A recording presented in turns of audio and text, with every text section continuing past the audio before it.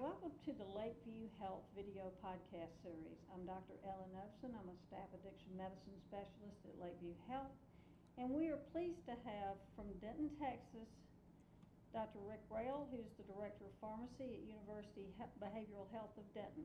Welcome, Rick. Thank you. And we have a few questions for you as a result of your excellent lecture today. You raised concerns about drug trends and substance abuse.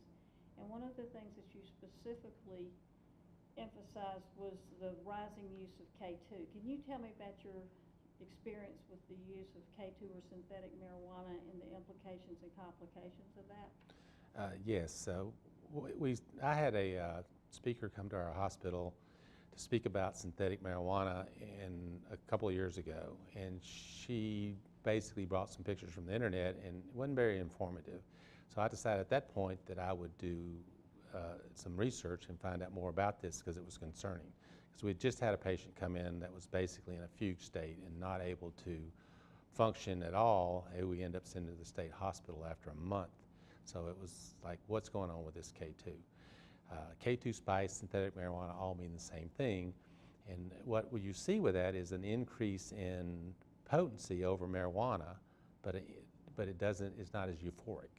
So you can get the side effects way more than marijuana, things like arrhythmia and seizure that you don't normally see with marijuana. You get that with synthetics. So the ever-changing landscape, they change the formulas.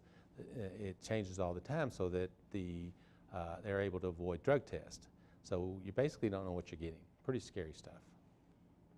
We did some research and found that drug users are abusing wellbutrin to produce a high similar to that of methamphetamine and similar to cocaine. Have you seen this as well, and what are your comments about that? Well, yes. One of the things I did when developing synthetic tox, I looked at other synthetics besides K2, and I was looking at bath salts.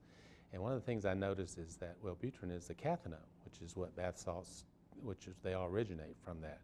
And then as I looked into the literature, I found that 75 milligrams immediate release wellbutrin is being crushed and snorted as a bath salt. It produces the same hallucinogenic and sometimes stimulant effect as a bath salt. Does long-acting wellbutrin do that as well? No, the SR and the XL aren't able to be crushed like that because of the formulation. What are some things that doctors and pharmacists can do to detect drug abuse, or suspect it at least, with their patients, and how can we prevent further abuse? Well, I think we have to look at drugs like gabapentin that have been helpful in some respects, but are being abused in others. Like as a pharmacist, I look for multiple refills, high number, high doses being dispensed, the same urgency of getting the prescription that you see with some of the opioids, that kind of thing. The drug-seeking behavior. The drug-seeking behavior, exactly. And I think doctors would be suspect of the same kind of things with drugs that they may not normally think of as being abused. So, in your mind, what are the good clinical indications for using Neurontin, and what are the ones that are questionable? I think neuropathic pain is acceptable. It's a mood stabilizer, works reasonably well for that. I think that when you start giving anything to people with addictive disorders, you have to be careful and think that it could be being abused. So whatever, you need to watch carefully. Okay, thank you. We found a video of you on YouTube called Connecting the Dots with Psychiatry and Medication, where you said that everyone's brain chemistry is unique, and imbalances account for why psychiatrists choose certain drugs over other drugs to treat patients. What would you say to people that are in 12-step recovery programs when they're prescribed psychiatric medications that are often shunned by the 12-step community? What advice would you give them about the best treatment to restore balance in their brain? Well, as we have moved more towards a medical model of treatment of addiction, we see that we've developed some medications that can be useful. For instance, clonidine is being used to help in withdrawal, during the withdrawal period, but it's a very short time.